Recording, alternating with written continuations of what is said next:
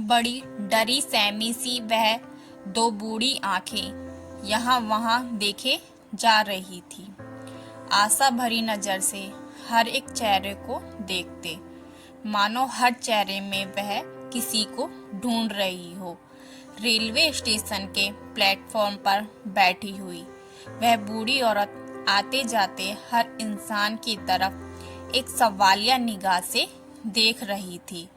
कुछ कहना चाहती हूँ परंतु फिर चुप करके बैठ जाती।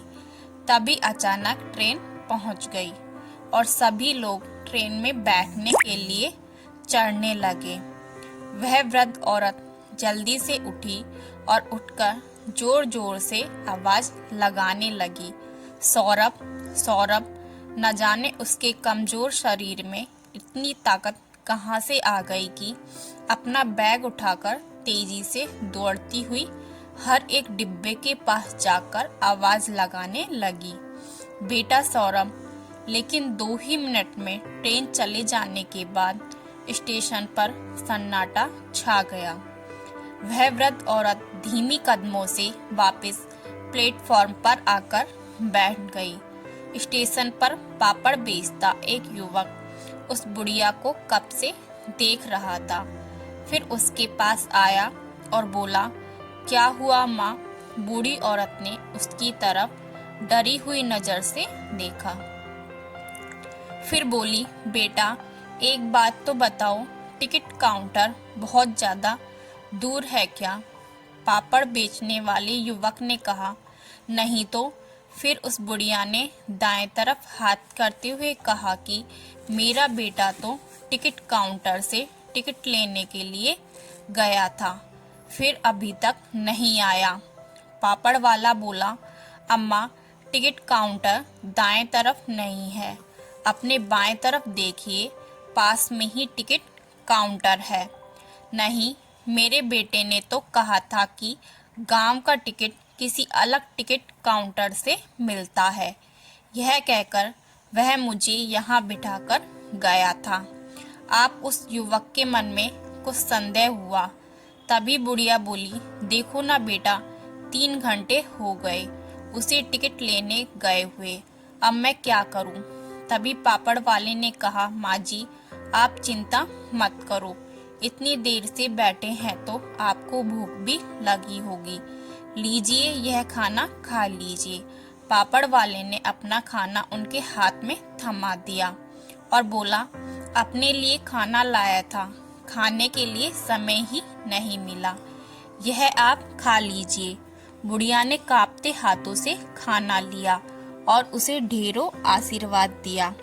आप एक बात बताओ, आप कौन से गांव से आई हैं? मैं आपको टिकट ले आता हूँ। फिर उस व्यक्ति ने पूछा तो वह बूढ़ी औरत बोली, नहीं बेटा, मेरा बेटा थोड़ी देर में आता ही होगा, तुम जाओ, मेरी चिंता मत करो। चलिए आपको बताते हैं आखिर यह बूढ़ी माँ है कौन और यहाँ स्टेशन पर क्या कर रही है। इनका नाम शकुंतला देवी है, जिनके 2 बेटे मोहित और सौरभ को उनके पति ने बड़ी मुश्किलों से पाला है। अपने बेटों की परवरिश में कभी कोई कमी नहीं रखी, उनको पढ़ा लिखा कर लायक बनाया। मोहित अपने पिता की दूध की डेयरी संभालता है और छोटा गुड़गांव में दुकान चलाता है। 2 महीने पहले ही शकुंतला के पति की मृत्यु हो गई थी। शकुंतला जी अपने बड़े बेटे के साथ गांव में ही रहा करती थी, परंतु वहां उनकी हालत एक काम वाली बाई की तरह थी, जो 3 बार घर का काम भी किया करती थी और बातें भी सुना करती थी। बेटे और बहू को उनकी बिल्कुल भी कदर नहीं थी, लेकिन शकुंतला जी फिर भी मन मारकर जैसे तैसे गुजारा कर रही थी। एक दिन जब शकुंतला जी रसोई घर में बर्तन साफ कर रही थी, तभी उनके छोटे बेटे का फोन आया। देखकर शकुंतला जी ने जल्दी से अपने हाथ पहुंचे और खुशी के मारे कांपते हाथों से फोन लेते हुए बोली, हेलो सौरभ बेटा। तभी सौरभ की आवाज आई, हेलो माँ, कैसी हैं आप? मैं बिल्कुल ठीक हूँ। बेटा तुम कैसे हो? माँ मैं तो ठीक हूँ, लेकिन आपकी बहू सुरभि की तबीयत ठीक नहीं है। 4-5 दिनों से बुखार चढ़ा है, ठीक होने का नाम ही नहीं ले रहा। शकुंतला देवी ने कहा तो बेटा किसी अच्छे से डॉक्टर को तो दिखाना पड़ेगा, नहीं तो कमजोरी आ जाएगी। फिर सौरभ बोला, सब कर लिया लेकिन कोई फर्क नहीं पड़ रहा। आप एक काम कीजिए, कुछ दिनों के लिए आप हमारे पास गुड़गांव में आ जाइए, हमें यहाँ बहुत परेशानी हो रही है। यह सुनते ही शकुंतला देवी जी को बहुत ज्यादा चिंता होने लगी और बोली, ठीक है बेटा, मैं जल्द से जल्द गांव पहुंचने के लिए निकलती हूँ। यह कहकर उन्होंने फोन रख दिया। जब शकुंतला देवी जी के पति की मृत्यु हुई थी, उस समय उन्हें बीमा के पैसे मिले थे और अब उनके दोनों बेटों और बहुओं की नज़र उनके पैसों पर थी। यह उनका अपनी माँ से प्यार नहीं था, बल्कि दिखावा मात्र था। परंतु शकुंतला जी अपने बेटों की इन चालों से बिल्कुल अनजान थी। एक ममतामयी माँ को तो केवल अपने बेटे बहू की चिंता थी कि बहू बीमार है और बेचारा बेटा घर के संभाल रहा होगा। फिर सोचने लगी कि यहाँ भी तो दिन भर काम करती हूँ, कौन सा इन लोगों ने मेरे सर पर ताज रख दिया है। क्यों ना गुड़गांव में चली जाऊंगी, रोज रोज की इस जिल्लत भरी जिंदगी से भी छुटकारा मिलेगा। बड़ा बेटा मोहित घर आए तो शकुंतला जी बड़े ही दुखी मन से बोली, बेटा कल मेरे गुड़गांव जाने के लिए टिकट करा दो। यह बात सुनकर मोहित चौंके और बोला, क्यों, ऐसा क्या हो गया? तब शकुंतला जी ने कहा कि सुरभि बहू की तबीयत ठीक नहीं है, वह बहुत बीमार है, इसलिए सौरभ ने मुझे अपने पास बुलाया है। मैं जाऊंगी तो उसे थोड़ा हौसला भी होगा, घर का काम भी संभाल लूंगी। यह बात सुनते ही मोहित गुस्से में लाल हो गया और चिल्लाते हुए बोला, आपके लाडले बेटे को आपकी याद नहीं आई, और आज जब आपको बीमा के पैसे मिले हैं तब वह आपको अपने घर बुला रहा है। मैं सब जानता हूँ, उसकी नज़र केवल तुम्हारे पैसों पर है। माँ बोली, नहीं बेटा, बहू की तबीयत वाकई ठीक नहीं है। सौरभ मुझसे कभी झूठ नहीं बोल सकता। तो ठीक है, वहाँ मैं आपको गुड़गांव का टिकट करवा दूंगा, लेकिन जाने से पहले पिताजी के बीमे के पैसे आप मुझे देकर जाएंगे, क्योंकि आपका और पिताजी का खर्चा आज तक हम लोग ही उठाते, तो आज इन पैसों पर भी हमारा ही हक बनता है। यदि आप पैसे लेकर चली गई तो मुझे पूरा यकीन है कि वह आपसे पैसे ले लेगा। तब शकुंतला जी बोली, इस समय तुझे ऐसी बातें सोच रहे हो, वहाँ बहू की तबीयत खराब है और तुझे पैसों की पड़ी है। बीमा के पैसे में से अपने खर्चे के लिए कुछ पैसा निकालकर बाकी की सारी रकम मैं तुझे दे देती हूँ। पैसा हाथ में आते ही मोहित और उसकी पत्नी की आंखों में खुशी भरी चमक आ गई। फिर क्या था, मोहित तुरंत स्टेशन की ओर दौड़ा और माँ के लिए टिकट खरीदकर ले आया, और अगले दिन उसने अपनी माँ को बड़ी खुशी खुशी ट्रेन में बिठा दिया। एक और तो शकुंतला जी को अपनी बहू की तबीयत की चिंता सता रही थी, परंतु दूसरी ओर खुशी हो रही थी कि वह इतने सालों के बाद सौरभ के पास जा रही है। गुड़गांव स्टेशन पहुंचते ही देखा कि सामने सौरभ उनकी राह देख रहा था। सौरभ से मिलकर शकुंतला जी तो उसकी भलाई ही लेती जा रही थी। सौरभ अपनी माँ को गाड़ी में बिठाकर घर ले आया। घर पहुंचकर अपनी बहू से मिलते शकुंतला जी बोली, बहू अब मैं आ गई हूँ, अब तुझे चिंता करने की कोई जरूरत नहीं है। देखना, तेरी इतनी सेवा करूंगी कि कुछ ही दिनों में तुझे पूरी तरह से ठीक कर दूंगी। बहू बोली, माँ जी, मुझे सेवा से ज़्यादा दवाइयों की ज़रूरत है। फिर शकुंतला जी ने कहा, तो दवाइयाँ ली क्यों नहीं? तभी सुरभि बोली, माँ जी, दवाइयाँ कहाँ से लेते? आपके बेटे की तो कुछ कमाई है ही नहीं। सारा दिन दुकान पर मक्खियाँ मारकर आ जाते हैं। यह सुनकर शकुंतला जी को बड़ा दुख हुआ। फिर बोली, बहू, तुम्हें दवाइयों की कोई जरूरत नहीं पड़ेगी। मैं अपने देसी नुस्खे से बना काढ़ा तुम्हें पिलाऊंगी। तुम देखना, बुखार तो यूं गायब हो जाएगा। शकुंतला जी ने बड़े प्यार से अपनी बहू के लिए काढ़ा बनाया और उसे पिलाया। फल काटकर उन दोनों को खिलाए। अब जैसे ही शकुंतला जी सब्जी तरकारी खरीदने के लिए घर से बाहर निकली, तब सुरभि ने सौरभ से कहा, तुम्हारी माँ तो यह जहर जैसे काढ़े से मुझे बीमार कर देंगी। अरे क्या करूं? फिर भी मैं तो सोचा था कि माँ आएंगी तो दवाइयों के लिए कुछ पैसे हमें दे देंगे, इसलिए तुम्हारी बीमारी का बहाना बनाया था। लेकिन माँ है कि अपने ही देसी नुस्खे से काम कर रही हैं। इनसे पैसे निकलवाना इतना आसान नहीं है। फिर क्या था, सौरभ अपनी माँ से कुछ पैसे मांग लेता तो कभी सुरभि किसी न किसी बहाने पैसे लेती।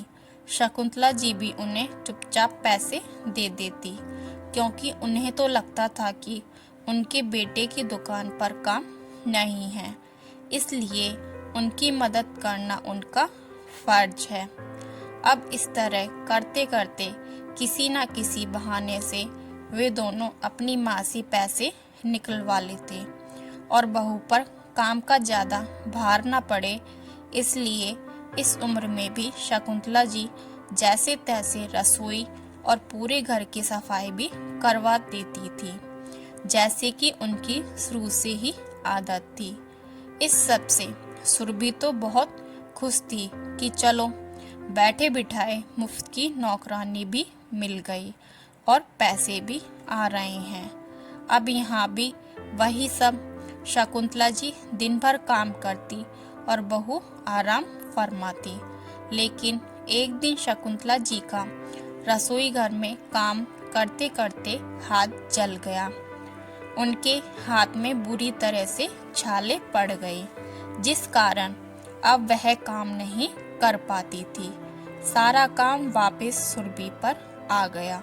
ऊपर से जब सौरभ ने उनसे कहा कि मैं इस महीने खर्च ज़्यादा हो गया है, मुझे पिताजी के पैसे में से कुछ पैसे चाहिए, तो शकुंतला जी बोली, बेटा, मेरे पास कहाँ हैं पैसे? तेरे पिताजी के जो पैसे मिले थे उसमें से तो काफ़ी पैसा तेरे बड़े भाई मोहित ने ले लिया, और उसमें से कुछ पैसा जो मैं यहाँ लेकर आई थी वह तुमने ले लिया। मेरे पास तो गांव जाने के लिए टिकट का पैसा तक नहीं है। मैंने सारे पैसे तो तुझे दे दिए। मेरे पास अब एक भी पैसा नहीं है। अपनी माँ की बात सुनकर सौरभ गुस्से में आ गया। माँ, तुमने सारा पैसा मोहित भैया को दिया और हमारे लिए कुछ भी नहीं छोड़ा। यहाँ पर आकर तुमने खर्चा ही कितना किया है और कहती हो कि सारा पैसा खत्म हो गया। क्या आपको दिखाई नहीं दिया कि आपके बेटे का काम धंधा अच्छा नहीं चल रहा? अब जब सारा पैसा अपने बेटे को देकर आई हो तो उसी के साथ रहो। तब शकुंतला जी बोली, तुम्हारा काम धंधा नहीं है तो इतना खर्च क्यों करते हो? अगर पहले ही भविष्य का सोचकर कुछ बचा लिया होता तो आज यह नौबत नहीं आती तुम पर। यह बात सुनकर सुरभि बदतमीजी से बोली, ज्यादा भाषण देने की कोई जरूरत नहीं है। सौरभ ने कहा, माँ, आप एक काम क्यों नहीं करती? बड़े बहू बेटे के पास गांव वापस चली जाओ। अपने बहू बेटे के मुंह से यह बात सुनकर शकुंतला जी का सिर चकरा गया और वह कहने लगी, बेटा, मैं तो तुम्हारे बुलाने पर ही यहाँ आई थी, लेकिन अब मेरे पास पैसे खत्म हो गए तो मेरी 2 वक्त की रोटी भी भारी लग रही है। क्या केवल पैसों के लिए तुमने मुझे अपने पास बुलाया था? वह तो तुम ऐसे ही मांग लेते तो मैं तुझे दे देती। यह कहकर शकुंतला जी रोने लगी। माँ, यह फालतू के नाटक बंद कीजिए, हमसे अपना खर्चा नहीं उठाया जाता, आपको कहाँ से बिठाकर खिलाएंगे। सुरभि ने कहा तो सौरभ ने भी उसकी हाँ में हाँ मिलाते हुए कहा, आप अपना सारा सामान पैक कीजिए, मैं कल आपको स्टेशन छोड़कर आता हूँ। अब अपने छोटे बेटे और बहू की बातें सुनकर शकुंतला जी अचंभित रह गई थी। उन्होंने तुरंत अपने बड़े बेटे मोहित को फोन किया और रोते रोते उसे सारी बात कह सुनाई। हमने आपको इतने साल रखा है तो क्या कुछ समय वह लोग आपको नहीं रख सकते? उनका भी तो कुछ फर्ज बनता है। आपका सारा बोझ हम ही क्यों उठाएं? अभी यहाँ पर आने की कोई जरूरत नहीं है, वहीं रहिए। इतना कहकर फोन काट दिया। शकुंतला देवी जी को अपने कानों पर यकीन नहीं हो रहा था। क्या यही दिन देखने के लिए अपने दोनों बेटों को पाल पोस कर बड़ा करके इतना काबिल बनाया था कि आज अपनी माँ की जिम्मेदारी उन्हें भारी लग रही है? आखिर किस जन्म का बदला ले रहे हैं मुझसे? यह दिन देखने से पहले भगवान ने उन्हें अपने पास क्यों नहीं बुला लिया? जिस बेटे के लिए वह गांव छोड़कर गुड़गांव आई थी, उन्हें नहीं पता था कि वह बेटा उनके साथ ऐसा बर्ताव करेगा। अगले दिन जब शकुंतला जी सुबह नींद से जागी तो उन्होंने देखा कि उनके बेटा बहू उनके सारा सामान पैक कर रहे थे। शकुंतला जी के जागते ही सौरभ बोला, चलिए माँ, जल्दी से तैयार हो जाइए, मैं आपको स्टेशन छोड़कर आता हूँ। नहीं बेटा, मैं कहीं नहीं जाऊँगी। तभी सुरभि बोली, जब हमने आपको जाने को कहा है तो जाती क्यों नहीं? यहाँ रहकर हमारा खर्चा बढ़ा रही हैं। फिर शकुंतला जी ने कहा, लेकिन बेटा मैं कहाँ जाऊँगी? मोहित ने तो मुझे मना किया है। मैं भी देखता हूँ, चलिए मैं आपके गांव छोड़कर आता हूँ। शकुंतला देवी को रेलवे स्टेशन पर ले गया और उसके बाद टिकट लेकर आने का कहकर गायब हो गया। बेबसी से अपने बेटे की राह देख रही हैं और बैठे हुए एक दिन पूरा बीत गया और रात भी निकल गई, लेकिन उनके बेटे सौरभ का कुछ अता पता नहीं था। अगले दिन जब सुबह हुई तो पापड़ वाला फिर से पापड़ बेचने के लिए स्टेशन पर आया। उसे यह देखकर बहुत दुख हुआ कि वह बूढ़ी अम्मा अभी तक अपने बेटे के इंतजार में प्लेटफॉर्म पर ही पड़ी हुई हैं। तभी थोड़ी देर बाद समाज सेवी संस्थाओं के कुछ सदस्य सामान देने के लिए स्टेशन पर आए तो उससे पापड़ वाले ने खाना देने को कहा। शकुंतला जी ने भूख की तड़प के कारण भोजन जल्दी से खत्म कर दिया। भोजन देते हुए पूछा, माँ जी आप कहाँ से आए हो? आपका घर कहाँ है? एक समाज सेवक ने। इतना पूछने पर शकुंतला जी ने अपना सारा हाल कह सुनाया और कहते हुए रोने लगी, बेटा मुझे बिल्कुल उम्मीद नहीं थी कि मेरे बेटा मेरा यह हाल करेंगे, लेकिन मैं किसी बेटे के साथ नहीं रहना चाहती। सारी बात सुनने के बाद एनजीओ के सदस्यों की आंखों में आंसू आ जाते हैं। तब वे लोग उन्हें एक आश्रम में ले गए और कहने लगे, जब तक आपके परिवार वालों को सजा नहीं मिलती तब तक आप यहाँ आराम से रह सकती हैं। तो शकुंतला जी कहने लगी, मुझे किसी को सजा नहीं दिलवानी। मैं उस नर्क में अब वापस नहीं जाना चाहती। मैं यहीं रहकर अपने जीवन की बाकी के दिन काट लूंगी। एनजीओ के सदस्यों ने उनकी वीडियो भी बनाए, न्यूज़ सोशल मीडिया पर पोस्ट किया कि कहते हैं कि बच्चों के लिए माँ बाप ही उनकी पूरी दुनिया होती हैं। शायद इसलिए ही माँ बाप को भगवान का दर्जा दिया जाता है, मगर बड़े होने पर बच्चों को माँ बाप बोझ क्यों लगने लगते हैं। वहीं इसके कारण कुछ बच्चे उन्हें वृद्धाश्रम छोड़ आते हैं, तो क्या ही उनके बारे में बिना सोचे समझे घर से ही निकाल देते हैं। आज भी ऐसी ही एक घटना घटी शकुंतला देवी के साथ, जिनके पति की मृत्यु होने के बाद उनके बेटों ने ठोकरें खाने पर मजबूर कर दिया। आखिर ऐसा कब तक चलता रहेगा। न्यूज़ कवर करके और शकुंतला जी को सांत्वना देकर एनजीओ के सदस्य चले गए। शकुंतला जी को आश्रम में रहते हुए अभी 4-5 दिन ही हुए थे कि उनके पास वृद्धाश्रम का संचालक आया और उन्हें कहने लगा कि आपके बेटा बहू आपसे मिलने आ रहे हैं। शकुंतला जी यह सुनकर बड़ी हैरान रह गई। आखिरकार उनके बच्चों के मन में उनके प्रति प्यार उमड़ आया, परंतु जैसे ही वह बाहर आई, उन्होंने देखा 25 साल का एक युवक अपनी पत्नी के साथ उनका इंतजार कर रहा था। उसे देखकर शकुंतला जी निराश होकर वापस जाने लगी, क्योंकि वह उस लड़के को जानती नहीं थी। परंतु उसी समय उन्हें पीछे से आवाज आई, शकुंतला काकी। पहचाना नहीं।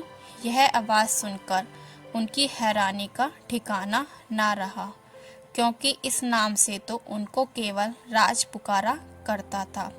शकुंतला देवी ने पीछे की ओर देखा और उस लड़के की ओर देखने लगी। हाँ, यह तो राजू ही था।